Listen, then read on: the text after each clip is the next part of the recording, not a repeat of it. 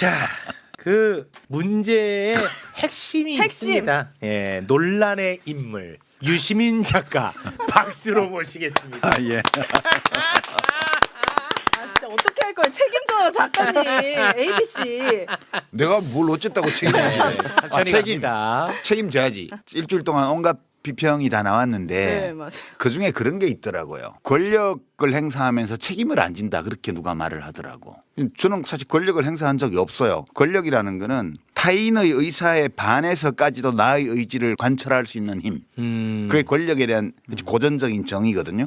이게 저는 말과 글을 쓰는 사람이라 사람들이 제 말에 동의해주고 제 글을 좋게 봐주면 제가 영향력이 좀 생기는 거고요. 저희 말과 글이 사람들의 공감을 못 받으면 그냥 끝나는 거예요. 이런 거는 권력이라고 안 그래요. 네. 영향력. 그러니까 영향력. 인플루언서지 제가 권력자는 아니잖아요. 그러면 책임을 어떻게 할 거냐. 비평하는 사람 말과 글로 생활하는 사람의 책임은 비판. 자기 말과 글의 정합성, 일관성, 합리성에 대해서 책임을 지는 거예요. 그러니까 누군가가 너 틀린 말 했어. 너 나쁜 소리 했어. 이렇게 얘기를 하면 그거에 대해서 생각해보고 정말 그랬으면 제 생각을 바꾸는 거고요. 그게 아니면 저는 제 생각이 옳다고 느끼고 있고 그래서 뭐 이렇게 반박하겠습니다. 이렇게 하는 게 비평하는 사람의 책임성이에요. 네. 그거 말고 나보고 뭘 어찌라고 책임을 뭘 지라는 거야? 죄송해요. 내가 뭐 국가에서 국민 세금으로 돈을 받기를 했어. 내가 무슨 국가의 강제 권력을 동원하는 의사결정권자이기를 해. 네. 나는 내가 한 말과 글의 합리성, 일관성, 정합성에 대해서만 책임을 지는 거예요. 그러니까 네. 그 종편이나 뭐 유튜브에 나와서 그딴 소리 집어치우라우 네. 라고 말하고 싶은 거지. 예. 유시민의 영향력은 예전 같지 않다고 이야기한 사람들은 그 발언은 좀 처리할 필요가 있다. 이번에 보니까 옳고 그름에 대한 부분은 차치하고 잠시 후에 할 거니까 영향력에 대해서는 아주 유효하다. 시작은 좀 훈훈하게 시작을 해볼까 합니다. 유시민 작가가 사사로운 감정으로 평론하지 않는다는 것을 강조하다가 갑자기 수십 년 만에 정청래 대표에게 공개 사과를 하는 사건이 발생했습니다. 네. 그런데 그것을 본 정청래 대표도 60대 남자가 또 공개적으로 맞사과하는 일이 발생을 했거든요. 매불쇼에 나와서 유시민 작가에게 사과하는 부분 저게 또 영상으로 짧게 준비를 했는데 잠깐 좀 보겠습니다. 이해찬 총리가 저희 둘에게 주고 간 선물이죠. 5일 내내 같이 있었거든요. 일단 너무 놀랬고 그리고 너무 웃겨가지고 그랬어요? 웃음은 나는데 웃어서는 안 될 것 같은데 유시민 작가가 미안합니다. 저도 사과드렸으니까 저 용서해 주시기 바랍니다. 요게 유일한 훈훈한 결과물입니다. 나머지는 다 각이 서 있습니다. 난리 났죠. 난리 났습니다. 네. 근데 아직까지도 많은 사람들이 도대체 뭘 가지고 두 분이 싸운 거야? 그건 몰라요. 그렇게 개인적인 게 궁금해. 네, 그건 몰라. 그러나 우리 둘 다 무덤까지 가지고 알겠습니다. 알겠습니다. 자, 그리고요. 지난번 방송에서 유시민 작가가 이런 이야기를 합니다. 대한민국의 수없이 많은 평론가들, 논객들을 향해서 게으른 평론에 대해서 지적을 했어요. 야, 그런데 이번에도 정말 매불쇼를 그냥 아예 보지 않고 어마어마하게 화를 냈던 사람들이 너무 많이 발생을 했어요. 그렇죠. 야, 난 이걸 보면서 정말 너무 안타깝던데 저는 그걸 보면서 어떤 생각을 했냐면 유시민이 무슨 말을 해도 너가 하는 말은 다 틀렸어. 라는 마음의 준비가 돼 있는 것 같아. 이미 어. 그거는 약간 우리 작가님 개인적인 걸 떠나서 뭔가 쌓인 게 지금 터진 거예요? 아니면은 지금 ABC에 불만이 생긴 거예요? 저는 그 약간 ABC랑 관련 없고 그렇죠. 유시민이 그러니까 듣지도 않고 보지도 않고 유시민이 너가 무슨 얘기를 하더라도 나는 화낼 준비가 돼 있다. 그래서 사고 나는 경우가 많았어요 이번에. 제가 인생을 얼마나 잘못 살았으면 많은 분들에게 그런 감정을 가지게 했을까요? 그건 아니죠. 그래도 그 논평을 하는 사람들이 그런 태도를 취하는 건 잘못된 거죠. 제가 그래서 반대로 한번 생각을 해봤습니다. 유시민 작가님이 그 열심히 설명해 주셨던 종이 한 장의 ABC를 제가 만약에 이 자리에서 했으면 이렇게까지 이슈가 됐을까? 저는 그래서 참 개인적으로 많이 아쉬웠다 그 점이. 네. 심지어 매불쇼의 이번 바로 그 딱 앞부분 그조차도 보지 않고 유시민 작가를 비난하는 사람들도 많이 있었는데 그 중에 하나가 바로 이 책에 대한 이야기였습니다. 아. 이 책에 대해서 분명히 유시민 작가는 나 재능 기부한다고 그쵸. 얘기했거든. 네. 그런데 또 너 장사로 나왔냐? 너가 경제적 이득을 보지 않느냐라고 맹비난을 하더라고. 너무나 안타까웠습니다. 그 덕분에 책 광고 한 번 더 들어갑니다. 네. 제목 아 근데 책이 나왔네요 그 네. 사이에. 예, 사랑이 오늘 인쇄소에서 떨어졌어요. 오. 사랑이 있으니 사라 집디다 네. 이런 책이네요. 저도 아직 안 읽어봐가지고. 저는 저작권이 없어요 이 책에 대해서. 컨텐츠가 제게 아니기 때문에 저는 기술적인 지원만 한 거고 이 강순희라는 이 할머니하고 이제 사구통일평화재단이라는 요 재단 거기서 저작권을 갖고 있는 거고 저는 그냥 재능 기부만 진짜 한 거예요. 네. 저는 인쇄하고는 아무 상관이 없고요. 저 개인적으로는 왜 이걸 쓰게 됐냐 하면 우리가 이제 노무현 대통령 돌아가셨을 때 막 수백만 명이 조문을 하고 그랬잖아요. 네. 그리고 우리 이한열 열사나 박종철 열사에 대해서는 참 많은 추모 행사도 지금도 하고 있습니다. 근데 과거에 독재 시절에 죽임을 당하거나 혹은 그에 항의해서 스스로 목숨을 끊거나 이런 분들 중에 우리가 모르는 분들이 참 많아요. 뭐 그렇죠. 왜냐하면 그분들이 결과적으로 무슨 큰 업적을 낸 것이 없기 때문에. 저는 사실 지난 시기를 거쳐오면서 그런 분들에 대해서 내가 충분한 애도를 했는가에 대해서 늘 상당한 고민이 있었어요. 근데 이분이 남편 되는 분이 1975년 4월 9일 새벽에 사형당했단 말이에요. 죄도 없이. 그 2007년도에 재심 무죄 판결을 받았습니다. 근데 그 8분을 박정희 정권이 대법원 확정 판결이 나고 나서 24시간도 안 되어서 4월 9일 새벽 5시 반에 첫 번째 사형 집행을 했고요. 오전 8시 반까지 30분 간격으로 8명을 하나하나 끌어내서 서울구치소에서 사형 집행을 했습니다. 그 이제 우홍선이라는 분이 4번째로 사형당한 분이고 이 저자가 이 구슬녹취록의 주인공이 그 부인이세요.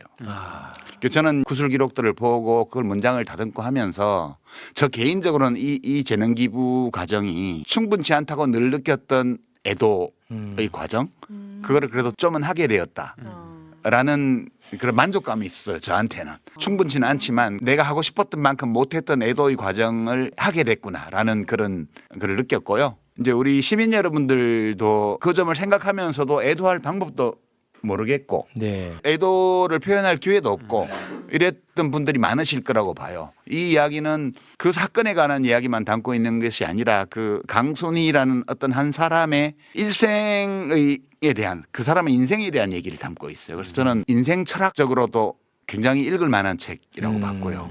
굉장히 이제 소위 말하는 멜로적인 요소가 많아요. 그 연애 이야기, 처음 만났을 때 첫 데이트 이야기, 이제 그다음에 뭐 남편이 준 쌍가락지의 행방 이런 등등 해서 정말 그 하나하나가 어떤 소설이나 영화감이 될 만한 작은 스토리들이 안에 되게 많아요. 예, 그래서 이 책을 읽으면서 그런 애도라는 것은 우리가 어떤 것을 상실했을 때 그것을 받아들이는 과정을 말하는 거거든요. 애도가 충분치 않으면 각자의 마음에 짐이 남아요. 그 그늘이. 그 그늘을 없애려면 적절한 애도의 과정을 밟아야 되거든요. 그래서 네. 우리 현대사에서 억울하게 희생당한 분들에 대한 애도의 시간으로서 이 책을 읽는 것이 상당히 괜찮을 것 같다는 생각이 제가 자료를 보면서 들어가지고 네. 글 쓰기로 했던 거거든요. 아유. 그래서 뭐 제가 자신 있게 권합니다. 네. 예, 이것은 윤석열의 12.3 계엄이 성공했더라면 다시 왔을지도 모를 오래된 미래였어요. 우리에게. 그렇지. 아 오래된 미래였다. 야. 네. 그다음에 김미- 작가야. 제가 성역이라고 아. 말씀드리니 알겠죠. 야, 요거는 좀 수긍이 된다. 제가 못하는 걸 하는 분이세요. 너무 감사하고 네. 그리고 삶 자체가 진짜 그때도 제가 말씀드렸지만 품격이 있습니다. 네. 네. 이런 유시민을 왜 그렇게까지 미워하는지는 솔직히 제가 좀 동의가 안 됩니다. 이런 얘기하면 또 저도 같이 욕 먹겠지만, 네. 유시민 작가님을 미워한다기보다는 유시민 작가님 하면 떠올려지는 어떤 그런 사람들 때문에 유시민 작가님이 타격이 된 게 아닐까? 우리 네. 오늘 격조 있는 이론 서비스를 하기로 한 거 아닌가? 그렇습니다. 네. 네. 그렇습니다. 자 그러면 지난번 방송이 나간 이후 반응들에 대해서 유시민이 답하는 형식으로 진행을 하면 될까요? 네, 좋죠. 아, 네네네. 네네. 좋습니다. 근데 유시민의 답에 앞서서 저는 개인적으로 굉장히 좀 속상하고 안타까웠던 평가가 뭐냐면 이제 어느 정도 안정 국면으로 가는데 유시민 너가 다시 또 갈등을 부추겼다. 아 맞아요. 요게 저는 개인적으로 가장 좀 가슴이 아팠던 대목입니다. 답을 할까요, 제가? 저는 이미 존재하고 있는 갈등, 표출된 갈등이 왜 일어나는지를 이해하고 설명하는 하나의 도구를 제안한 거예요. 네. 제가 그 갈등을 만든 게 아니고요. 그러니까 이 뉴 이재명을 내걸고 막 이상한 행동을 하는 사람들, 그다음에 뭐 명심을 막 내세우는 분들, 이런 정치인들이 왜 생기느냐, 그리고 그들이 왜 그런 식으로 행동하느냐를 사람들이 궁금하게 여기기 때문에 저도 오랫동안 생각해 보다가 이렇게 설명하면 제일 잘 이해가 돼. 그래서 그 틀을 제시한 거거든요. 네. 완벽할 리도 없고 유일한 설명도 아니지만 네. 우리가 그걸 이해할 수 있는 여러 가능한 틀 중에 하나를 제공한 거예요. 그러니까 이게 문제가 있으면 비판하면 돼요. 네. 근데 그 갈등을 제가 일으킨 게 아니잖아요. 그러니까 있는 현상을 분석을 하는데 벤 다이어그램 틀을 활용을 한 거고. 그렇죠. 근데 그게 왜 의미가 있다고 저는 생각했냐면 그 사회 현상을 잘 모르는 사람들은 이 혼란의 소용돌이에 같이 휩쓸려 빠질 수가 있어요. 그런데 이 현상을 제대로 분석을 하고 우리가 같이 공감한다면 이 소용돌이에 안 빠져들 수가 있다. 네. 저는 그런 측면에서 의미가 있다고 봤거든요. 이게 많은 사람들에게 받아들여지면 유효한 분석들이 되는 거고 네. 그 받아들여지지 않으면 그건 폐기되는 거죠. 근데 지금 유튜브 이제 저널리즘이나 혹은 재래 언론 쪽에서 나오는 걸 보면 진짜 쓸데없는 말을 한 것 같아 내가. 근데 아닐걸? 아니걸. 그 유심 작가는 그 유 이재명 현상에 대해서 분명히 길게 얘기했거든요. 이건 데이터로 잡히는 현상이다. 문재인 정부 때는 큰 이벤트를 통해서 지지율이 높아졌기 때문에 그때는 유문재인이라는 단어가 필요가 없었지만 이재명은 정책 효능감으로 조금씩 지지율이 붙기 때문에 유 이재명이라고 하는 단어로 설명할 수밖에 없다. 이건 굉장히 긍정적이다. 그렇죠. 하지만 유 이재명을 악용하는 사람들, 그렇죠. 이 사람들이 문제다. 문제라고 안 그랬고요. 왜 그러는지를 왜 그런지. 얘기를 했어요. 문제라고 제가 안 했죠. 자연스럽다고 그랬잖아요. 제가 불가피한 또 오독했네요. 현상이라고. 네. 제가 그거에 대해서 이건 나쁜 거야라고 말하지 않았어요. 그건 맞아. 저는 그냥 존재하는 현상을 서술했을 따름이에요. 근데 왜 화를 내? 또 어떤 분은 나보고 왜 화났냐고 묻던데 편가르지 마라, 뭐 개파 정치하지 마라 이런 얘기를 하는 사람이 어떻게 이 정치는 국민들이 하는 것이라고 대통령께서 말씀하시는데 국민을 어떻게 A, B, C로 가릅니까? 정말 실망입니다. 실망. 대단히 실망입니다. 그렇게 갈라쳐가지고 얻는 게 뭔지 모르겠어요. 요즘 그렇게 왜 또 화가 나 계십니까? 이 눈높이에 맞지 않는 위치 또는 내 생각이 그렇게 점철돼 있다라고 생각할 때는 가끔 놓을 줄도 알아야 됩니다. 너무 붙잡고 계시지 말았으면 좋겠습니다. 저는 그렇게 생각을 해요. 이 정치판에서 떠났다 그리고 작가 생활 하시는 우리 유시민 작가님께도 저는 그런 마음이 들어요. 좀 낚시 워낙 좋아하시고 그러니까 잠시 이재명 정부에게 맡겨주시고. 화 안 났어. 야, 이거는 저도 수없이 많은 반응 가운데 저도 조금 어느 정도 수긍이 간다 하는 반응이 좀 있었습니다. 네. 저 벤 다이어그램은 좀 잘못 그려진 벤 다이어그램이라고 저는 봐요. 유시민 작가의 A그룹은 시민 또는 지지자라고 얘기를 해요. B그룹은 정치인, 비평가, 스피커라고 표현을 하더라고요. 그럼 이거는 같은 집합으로 놓을 수가 없어요. 유시민 작가가 얘기했던 B그룹이 정말로 어떤 시민 지지자가 아니라 정치인, 비평가, 스피커를 얘기한다면 그들은 집합이 아니라 그냥 점이에요, 점. 자, 김종배 씨의 이 비평, 저는 고개가 좀 끄덕거려지더라고요. 어떻게 보셨습니까? 예, 이제 김종배 씨가 지적한 점은 타당한 지적이에요. 저게 제가 꼭 그렇게 말한 것은 아닌데 저렇게 받아들일 수 있는 소지가 있게 제가 말을 했어요. 그러니까 제가 욕심을 부린 건데 원래 이 벤 다이어그램은 이제 정치인들 그러면 정치인들과 연계되어 있는 또는 그들에 대해서 비평하는 비평가들 또는 그들을 어찌 보면 대리한다고까지 말할 수 있는 이른바 스피커 이런 사람들을 분석하기 위해서 제가 그린 틀이었어요. 네.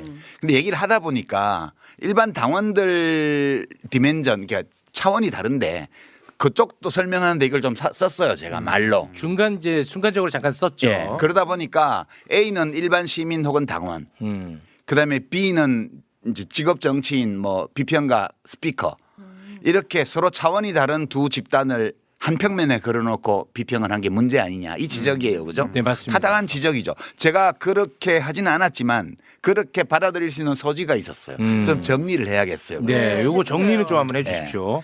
그래서 우선 김종배 선생 말대로 그 차원 혼동을 하면 안 돼요. 그러니까 이 지난번에 했던 이제 더 안 그릴게요. 그 벤 다이어그램에서 사실은 A하고 B하고 같은 크기로 그렸잖아요. 네. 근데 실제 정치 현장에서는 A 동그라미가 좀 더 작고 B 동그라미가 더 커요.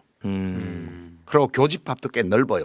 제가 그렸던 그림보다는 아. 제가 그 즉흥적으로 막 그날 그려서 그렇게 했는데 교집합이 좀 더 크고 그다음에 A보다 B 동그라미가 좀 더 큰 이게 현실 정치 비평 어떤 스피커들 세계를 나타내는 거예요. 아. 여기는 이익 때문에 그 일을 하는 사람이 더 많아요. 기본적으로. 그리고 교집합도 넓어요. 그리고 A 동그라미에서 교집합에 속하지 않는 부분이 얇아요. 이게 왜 그러냐면 한 예를 들어볼게요. 제가 김영삼 대통령이 1991년도에 3당 합당을 했습니다. 그때 민정당하고 통일민주당하고 신민주공화당 JP 이 셋이서 당을 합쳤습니다. 그때 몇 명이 안 따라갔죠? 기억도 잘 안 나실 거예요.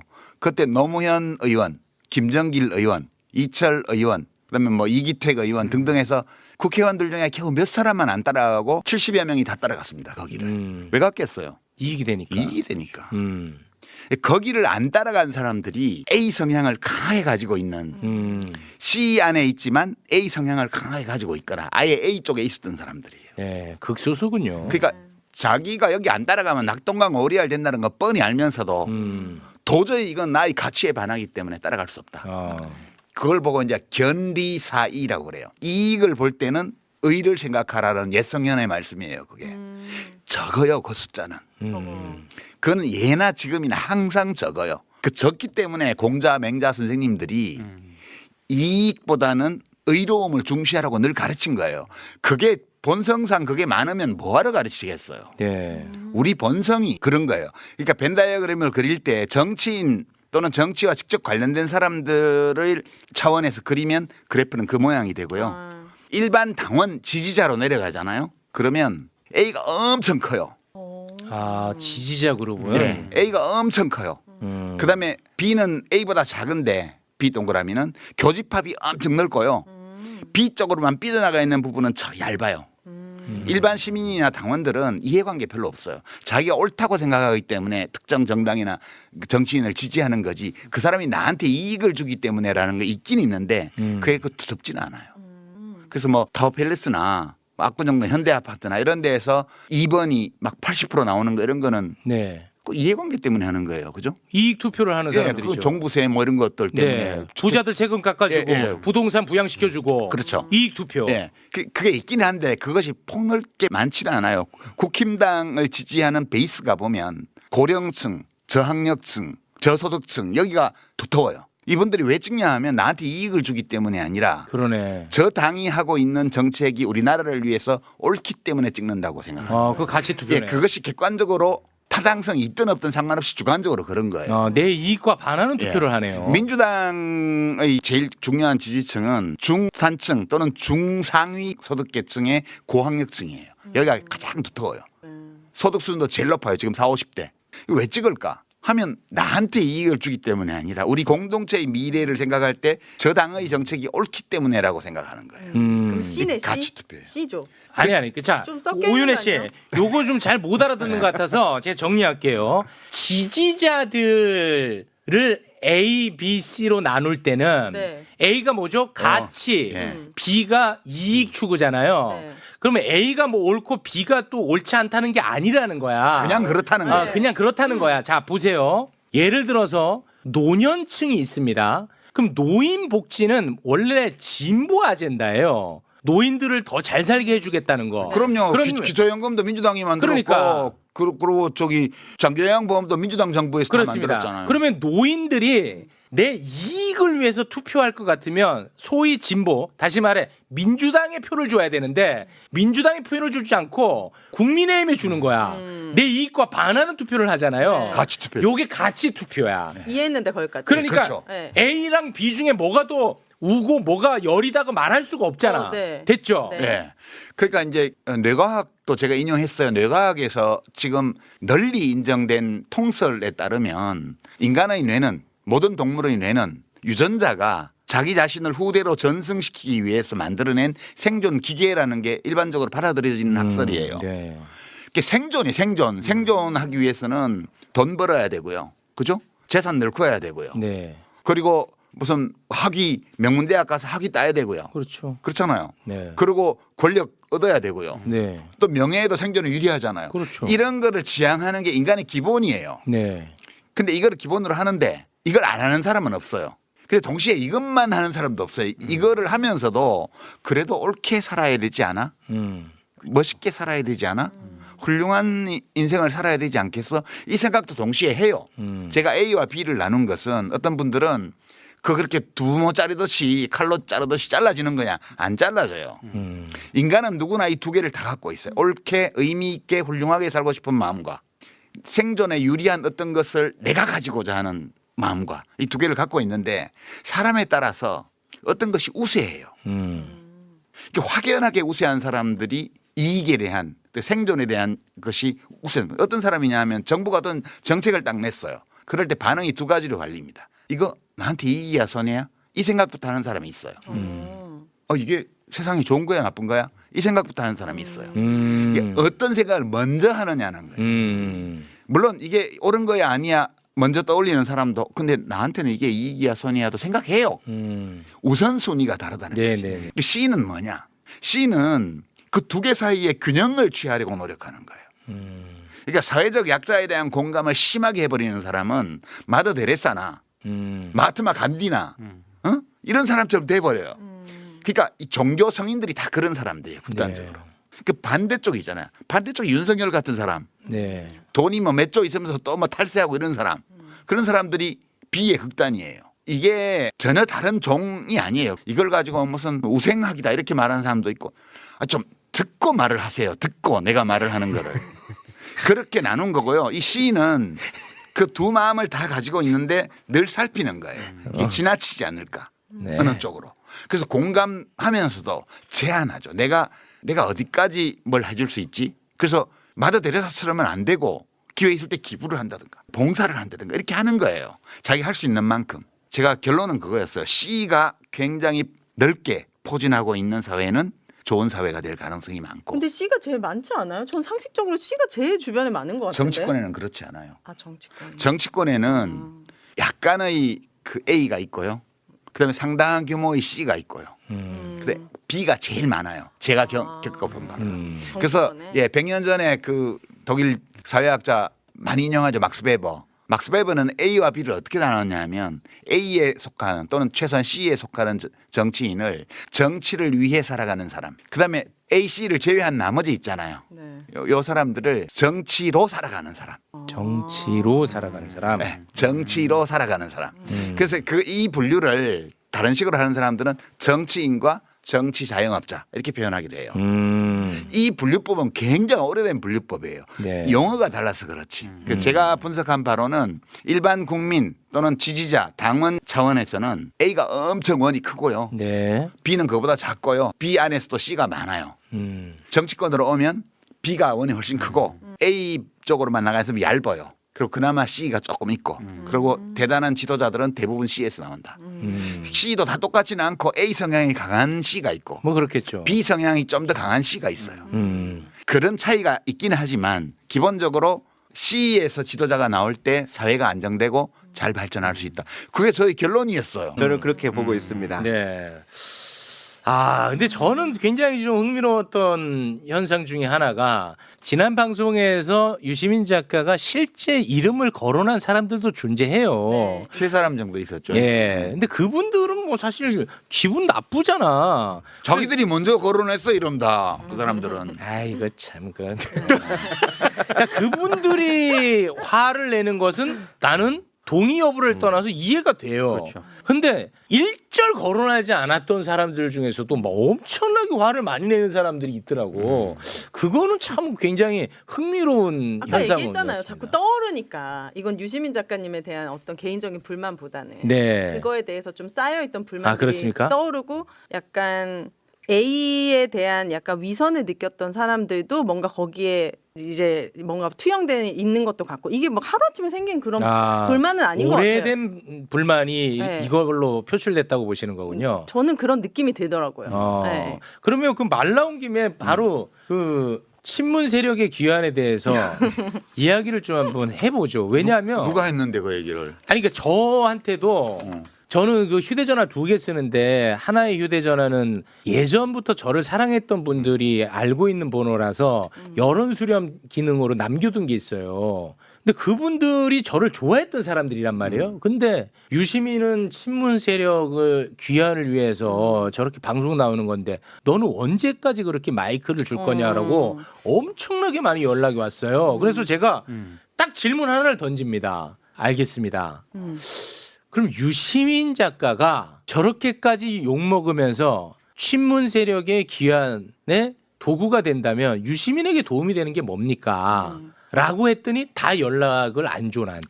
답을 못해. 없어. 그러니까 그렇지 않나? 저한테도 많이 했던 얘기고 그 맥락을 보면 매불쇼에 나와서 얘기를 한 부분이 있지 않습니까? 그 얘기를 한 부분에 대해서 최욱 앵커가 가장 또 민감해하는 이 조불쇼의 그 당사자인 조국 혁신당 대표가 또 바로 페이스북에 그거를 인용을 하면서 그러니까 맞아요. 그런 흐름을 보면서 이거는 뭔가 다 연결돼 있구나. 뭔가 의도가 있고 어떤 정치적인 의도가 분명히 개입돼 있는 것이다라고 의심하는 분들이 꽤 많았습니다. 그러니까 그때 친문 세력의 부활이라는 거는 조국의 대권 도전을 돕는 거다. 그런 뜻으로 받아들이는 그런 맥락도 거죠. 좀 있는 것 같고요. 맥락도 들어가 네. 있고. 근데 조국은 안 죽었는데 이미 살아 있는데 왜?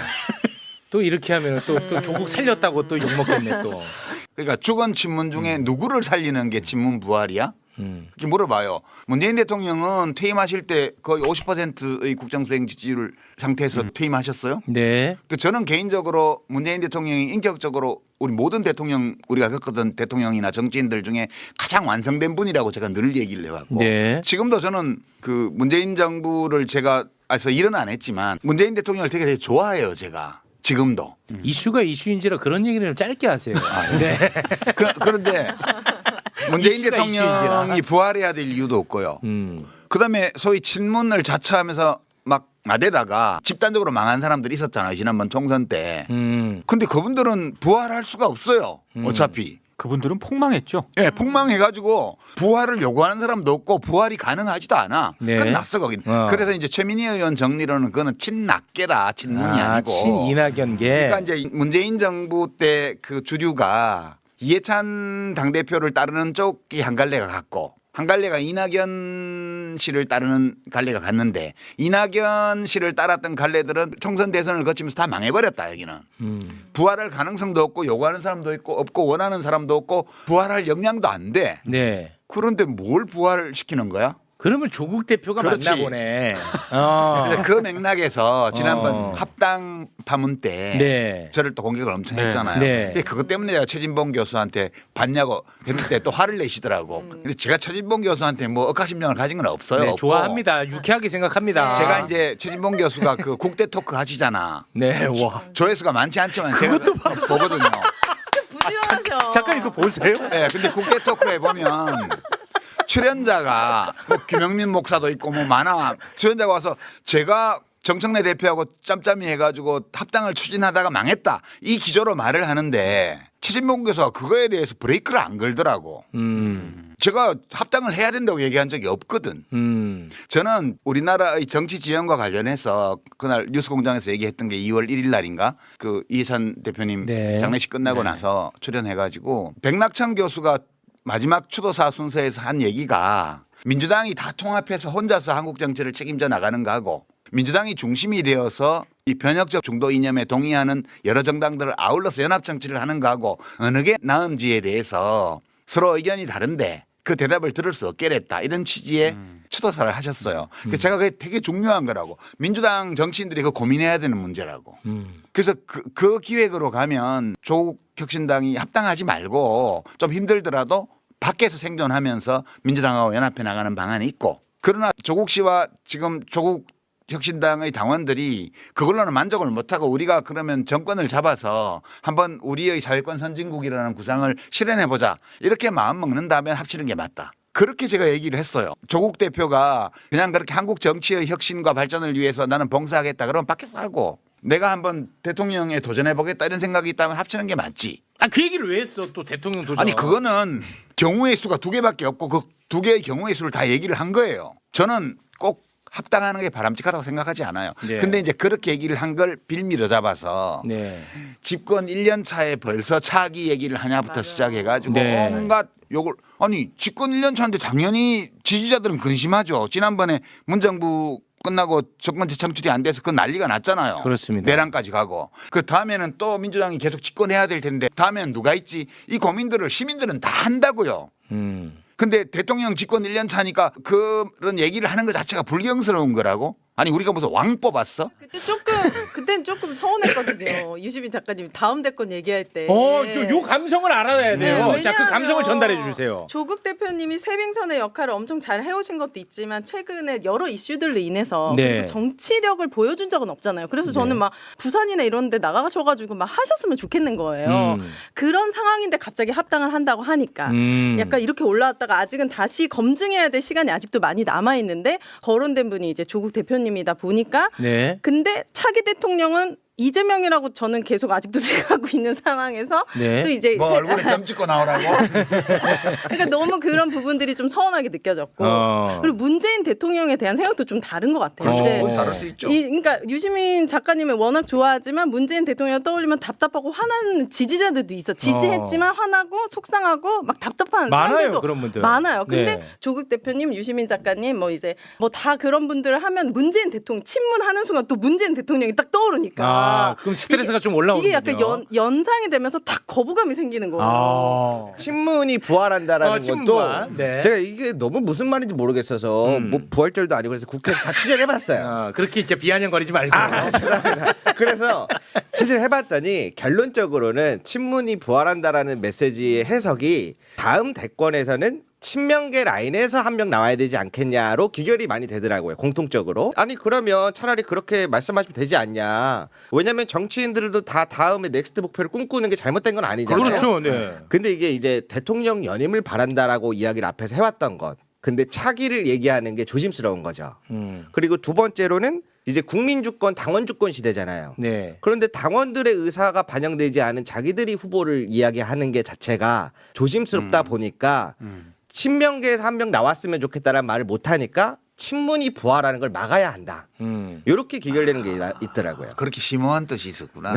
그래서 네. 민주당에 비 있는 좋아. 분들은 네. 사실 제가 보기에는 다 친명분이 맞는 것 같아요. 네, 근데 근데 이 안에서도 좀 더 선명성 경쟁이 일어나는 것 같아요. 지금 그 민주당 안에서도 서로 이재명 내가 대통령의 충신이다. 라고 하는 이 선명성 경쟁에서 좀 더 나를 친명으로 부각시킨 사람들이 나타나고 있고 그래서 뭐 이제 팀 이재명 그 외에는 팀 김어준 이런 식으로도 지금 여기까지 이 현상들이 전 이어지고 있다고 그러니까 봐요. 내가 지난주에 얘기한 게 바로 이 얘기잖아. 네. 정확했다니까. 왜 이재명을 내걸고 누구를 공격하냐 이거야. 그거는 이제 지금 김대호 기자가 얘기한 저건데 저거를 내가 약간 벤다이어그램이라는 그런 시각적인 도구를 통해서 얘기를 했던 거고 그런 거에 불과해요. 근데 사실 뭐랄까 그 친명에서 나와야 된다? 그거 안 돼요. 그게 나올 수도 있지만 그 기획한다고 되지를 않아요. 되게 보면 김대중 대통령 임기 끝날 때 동교동계에서 못 냈죠. 그때 그렇죠. 이인재 씨를 양자로 영입해가지고 이인재 대세론이 있었는데 그게 노풍에 무너진 거 아니에요.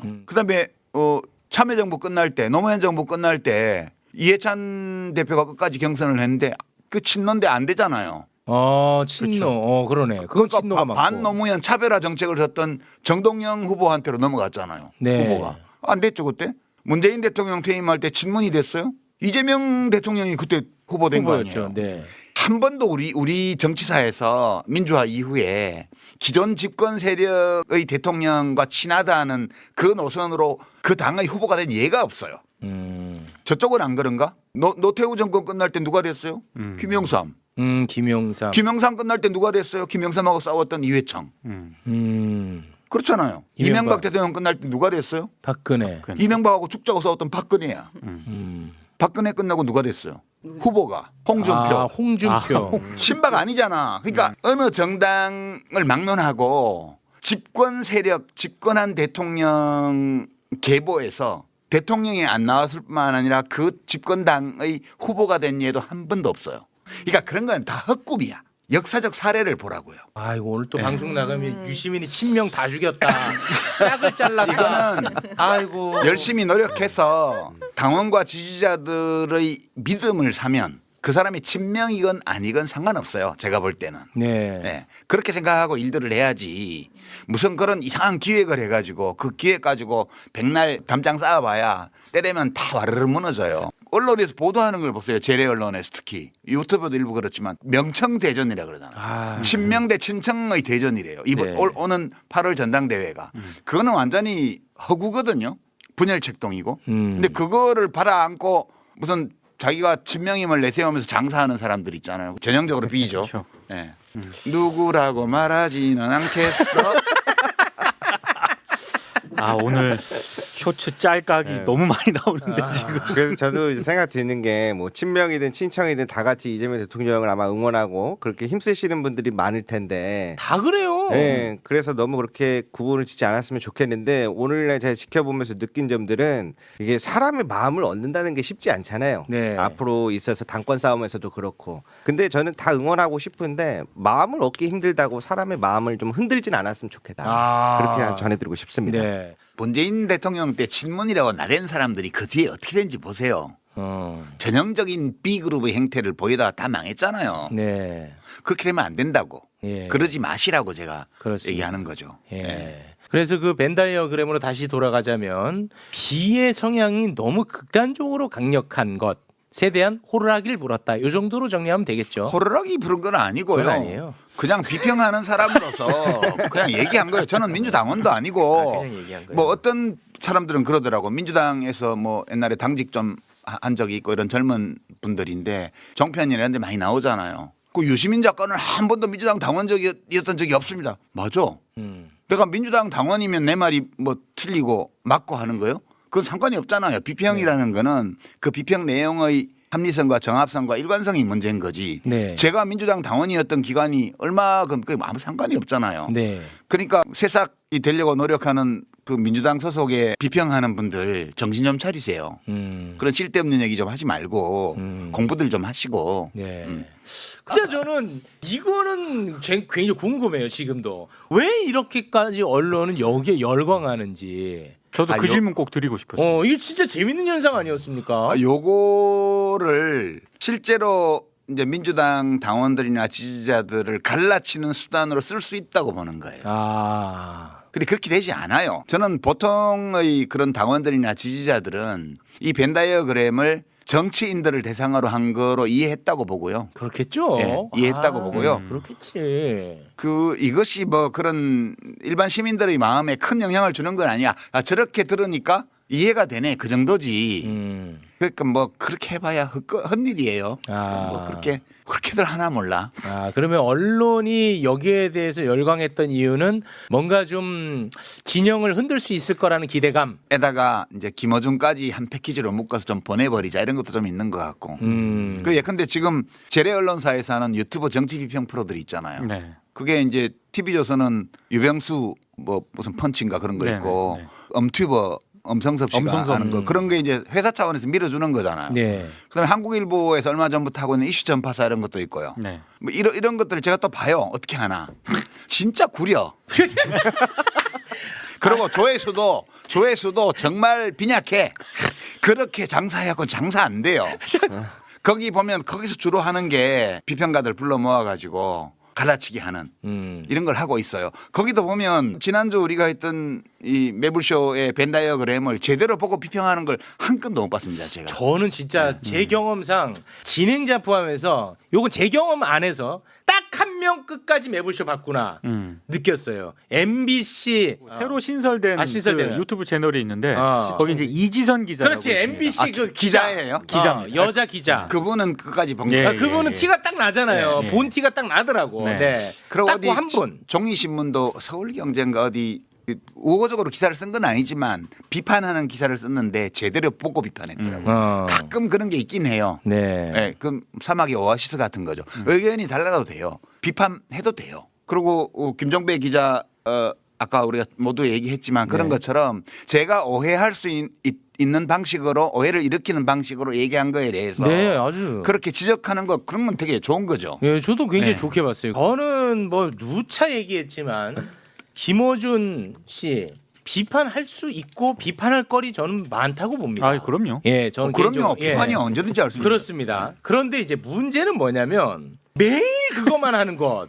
그게 저는 굉장히 부자연스럽다는 거예요. 예를 들어서 이완용 희대의 매국노 아, 아닙니까? 그렇죠. 비판할 거리 너무 많잖아. 내가 매일 오프닝마다 이완용 비판하면 저는 뭐 하나 싶은 거 아니야. 그렇잖아. 그 말은 맞지만 저는 그렇게 느껴진다는 거예요. 지금 대한민국 모든 언론이 그것만 하더라고. 아니 그 사실 그 벤 다이어그램은 국민의힘을 분석할 때도 굉장히 유용한 도구가 될 수 있어요. 차원을 달리하거나 대상을 달리하면서 다 적용할 수 있어요. 그쵸. 왜냐하면 다 똑같은 인간들이 하는 얘기이기 때문에. 국힘당을 그 벤 다이어그램으로 해보면 네. 되게 재밌는 게 나와요. 오. 국힘당이 지금 당 지지율이 지금 민주당의 절반 이하로 다 나오고 있죠. 여론조사에서. 그런데도 계속 저렇게 가요. 네네. 왜 저렇지? 사람들이 미쳤나 봐 이렇게 얘기했는데 미친 거 아니에요. 거기는 A하고 B가요. 교집합이 되게 적어요. 국힘당 의원들 정치인들과 그 주변을 보면 A가 좀 작고 B가 더 큰데 교집합 부분이 굉장히 적어요. 지금 정치인에 국한지어서 말씀하시는 네, 거죠? 정치인과 그 네. 주변 스피커들. 정확하게 해서 안 그러면 또 김종배한테 혼납니다. 근데 그렇게 돼 있어서 굉장히 이념적으로 경직된 것처럼 보이잖아. 부정선거론 막 들먹이고 당 지도부도 윤석열하고 뭐 절연한다는 이상한 선언문 하나만 내고는 실제 인적 청산이라는 건 전혀 안 하고 있잖아요. 네. 당이 망해가는데도 왜 저렇게 가지라고 의아해요 사람들이. 네네. 근데 그거 왜 그러냐면 거기도 이익을 중심에 놓고 하는 사람들이 많거든. 네. 압도적으로. 그리고 이념을 가지고 하는 사람들도 좀 있어요. 네. 근데 이때 이념은 그 이념이 뭐냐 성리학이냐 뭐 이렇게 욕을 하는데 그게 아니고 그 가치는 뭐든 괜찮아요. 그러니까 벤 다이어그램을 민주당 상대로 그릴 때 하고 국민의힘 상대로 그릴 때 하고 대상으로 그릴 때 하고는 그 가치에 들어가는 내용은 달라요. 예, 그러나 이 스킴 그러니까 이 구조는 똑같아요. 거기는 좀 다른 게 들어있는 거죠. 그러면 국힘당은 왜 저렇게 됐지? 그게 민주당은 C가 그래도 좀 두텁게 있는 벤 다이어그램인데 네. 국힘당은 C가 별로 없어요. 그렇게 된 이유는 이제 차원을 하나 내려서 지지층을 보면 여론조사표를 보면 지지층이 떠났어요. 지지층 중에서도 이익을 추구하는 원이 작아지고요. 가치 위주로 하는 원이 커졌어요. 그러니까 이 교집합도 작아요. 보수 이념 중에서도 제대로 된 보수 이념을 견지하려는 양쪽을 조화시키면서 이익과 가치를 조화시키려면서 하던 노력하던 분들이 다 떠났어요. 확 줄었죠. 예컨대 이제 뭐 정규재 씨라든가 네.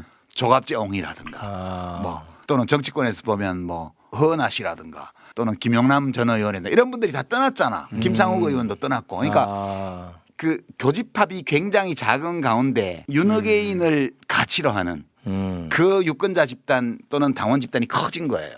이렇게 되니까 상층 정치인 레벨에서 어떤 일이 벌어지냐 하면 당권 경쟁을 하거나 공천 경쟁을 할 때 가치에 입각해서 하는 동그라미가 커진 여기에 맞춰야 이익을 얻을 수 있잖아요. 고성국. 그렇지. 그렇게 되면서 일반 당원이나 지지자 차원에서는 가치 중심으로 결정하는 층의 비중이 커졌고요. 상층부에는 그거에 제약을 받는 이익을 추구하는 원이 굉장히 커져 있어요. 상하층의 격차가 굉장히 커진 거예요. 이렇게 되면 망하는 거죠. 그러면은 윤어게인의 가치는 뭐예요? 그건 저도 잘 이해를 못하지만 그들의 가치가 있다고 우리가 인정을 해야 되죠. 그게 뭘까? 지금 이재명 윤어게인의 대통령은 가치? 잘 못한다. 이게 한 25, 30% 나오잖아요. 그다음에 뭐 호르무즈에 파병해야 된다도 좀 나오잖아요. 네. 그들의 가치가 있는 거예요. 거기.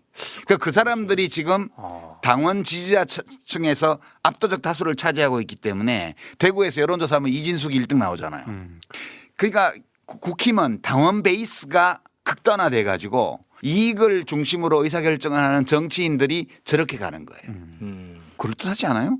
이 벤 다이어그램은 천하무적이라니까. 이 윤어게인 가치는 혹시 독재 권력 향수 뭐 이런 걸까? 그런 것도 포함되어 있죠. 이건 무슨 가치인지는 진짜 궁금하네. 늘 그 정도는 있는 것 같아요. 예컨대 뭐 방탄소년단이 광화문에서 공연을 했잖아요. 네. 거기에 지금 일본이 지은 중앙청이 그냥 있다고 생각해봐요. 그걸 김영삼 대통령이 폭파해 버렸잖아요. 근데 그때도 반대하는 사람이 30%좀 있었어요. 그거 해체하는데 반대하는 사람. 늘 그 정도는 있는 거예요. 근데 그들의 가치가 뭔지 난 잘 몰라요. 잘 모르겠지만. 그러나 가치가 있다는 건 인정해요. 왜냐하면 국힘당을 지지해서 얻을 이익이 한 개도 없는데 계속 지지하는 걸 보면 그러니까 뭔가 가치가 있는 거죠. 그렇죠. 그들의 뭔가 저는 있는 그 거예요. 가치 중심 가치를 위주로 한다는 거지 오로지 가치만 추구한다는 거 아니죠. 그 가치 중심 가치 위주로 판단하는 그 원안에 어떤 가치냐는 뭐든 담길 수 있는 거예요. 네. 그러니까 뭐 저보고 무슨 80년대 이념에 gat혀 있다든가 그런 소리 하지 말라고. 네, 성리학 얘기도 나왔고요. 네. 아 그 무슨 노론소론 그런 거하고 상관없어요. 네. 네. 그 오늘 방송 이후로는 진짜 우생학 이런 얘기는 좀 사라졌으면 좋겠습니다. 네. 그 우생학이 뭔지 모르시나 봐. 영상을 틀려고 했는데 그렇게까지 하시니까 못 틀겠네요. 네. 그 우리가 창피해요. 그 보기가 그런 네. 것들은. 네. 알겠습니다. 자, 그리고 이거는 제가 뭐 편집을 할지 또 모르겠습니다만 뭐 다 해봐요. 네. 뭐 다 털어. 이제 또 그만 나올 거니까 이제. 김민석 총리와 아. 김현 의원이 유시민 작가의 매불쇼 출연을 두고 서로 이야기한 메시지가 언론사를 통해서 본의 아니게 여기 좀 노출이 됐거든요.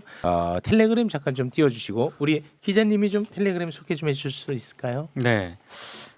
김민석 총리가 더불어민주당 김현 의원과의 텔레그램 대화 메시지에서 유시민 작가에 대해서 유명세, TV 출연 즐기는 강남 지식인 이렇게 말한 내용이 언론사 카메라에 좀 포착이 됐습니다. 네, 이거 이제 공개되고 김민석 총리가 또 사과의 글을 올렸거든요. 네. 그것까지만 소개 부탁드립니다. 사적 대화 노출에 불편을 느끼신 국민 여러분께 죄송하다는 말씀을 올린다라고 얘기를 했고요.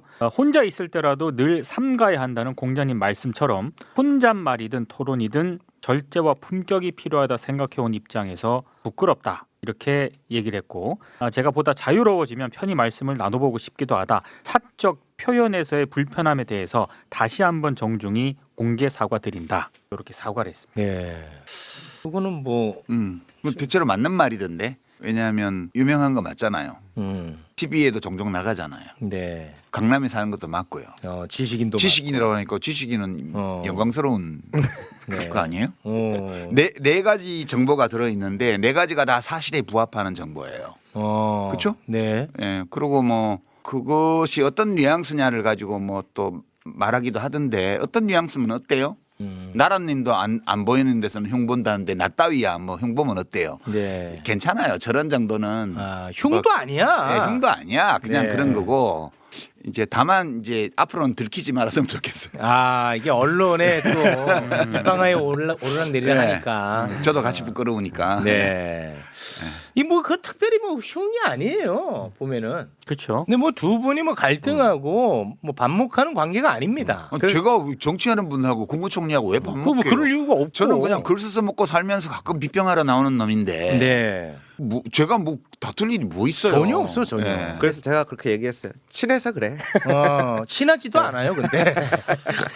거짓말을 하면 안 돼. 애들한테 설명하기 힘드니까. 아니, 다만 제가 좀 예민하게 반응하는 것일 수도 있는데 그 현직 국무총리잖아요. 현직 국무총리가 지금 집권 여당의 의원하고 자꾸 이런 대화를 이렇게 텔레그램이 됐든 뭐가 됐든 이렇게 나누는 게 이게 이제 조금 좀 비판적으로 볼 여지는 또 있는 것 같기도 하거든요. 뭐 한 번쯤 나올 법한 이야기인데 네. 어떤 언론도 다루지 않아요. 그게 사실 이번 지금 비평하는 판에 있어서 가장 아쉬운 점이라고 좀 보고 있습니다. 재래식 언론의 보도를 보면 되게 흥미로워요. 이제 거기서 각광받으면 다 망했거든요. 지난 몇 년간. 네. 소위 뭐 친명횡재 비명횡사라는 그 유행어를 만들었잖아요. 지난 총선 때.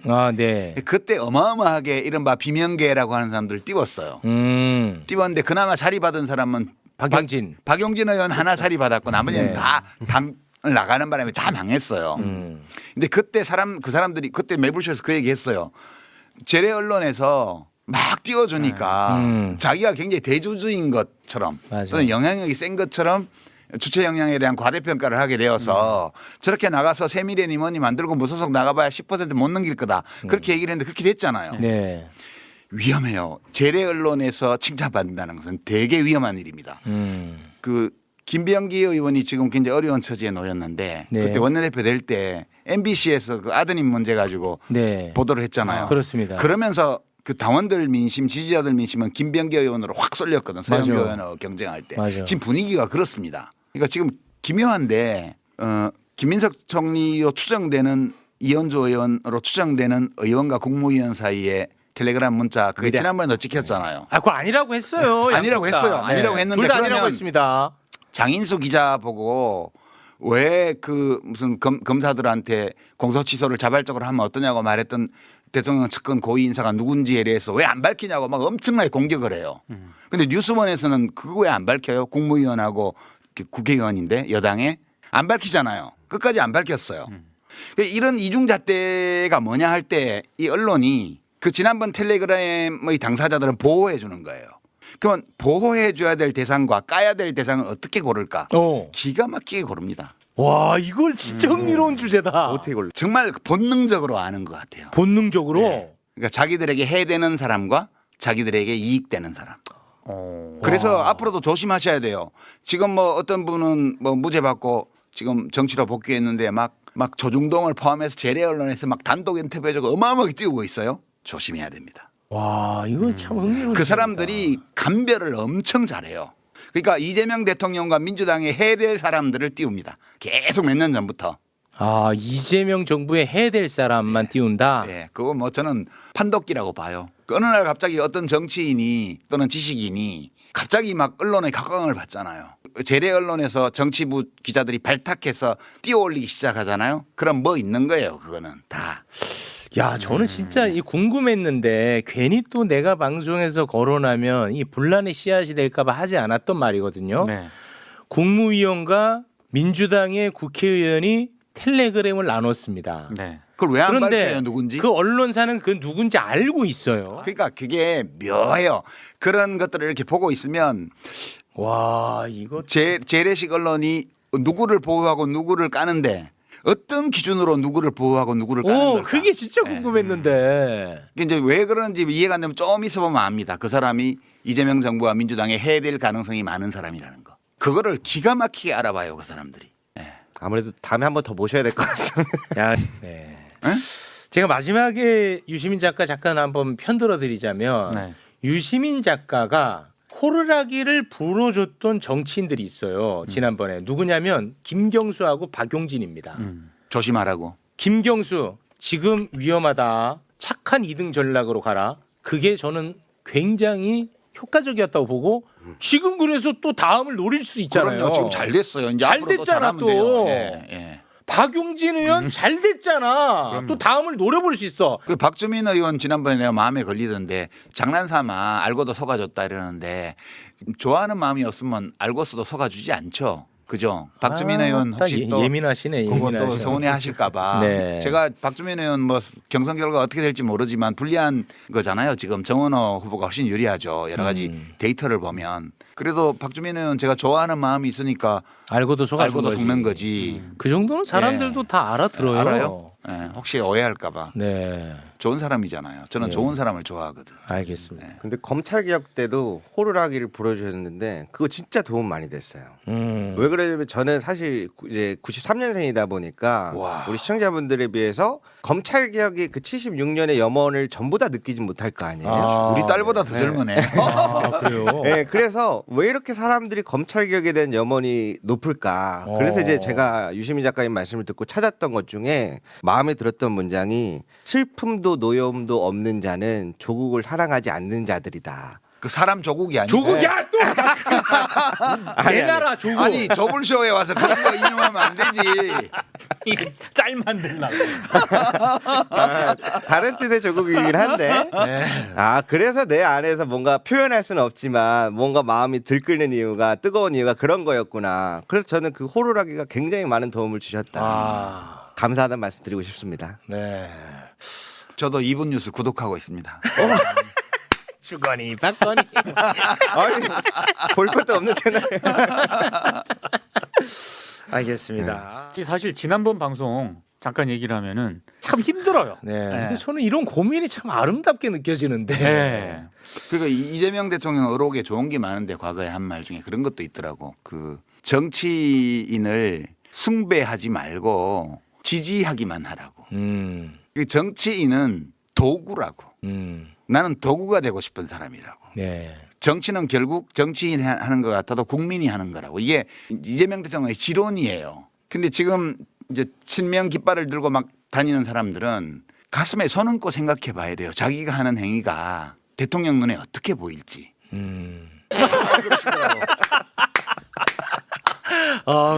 야, 진짜 그럴 수 있을 것 같아. 그러니까 대통령 욕 보이는 거예요, 그게. 내가 이재명 대통령을 진짜 좋아하고 지지하면 대통령에 맞게 품격 있는 언행을 해야 돼요. 저처럼 밖에서 평론하는 놈처럼 하면 안 돼요. 여당의 주요한 정치인들은. 저는 막 해도 상관없어요. 반명으로 몰렸는데 뭐라고 하면 어때? 그러면 안 되지. 예. 근데 좀 중요한 말씀인 것 같은 게 이번에 합당 1인 표제 그리고 검찰 개혁과 관련해서 저랑 또 의견이 다르신 분들을 많이 만나봤거든요. 근데 이상한 공통점이 하나가 있는 게 본인들이 이재명 대통령과 직접 소통하는 것처럼 얘기를 해요.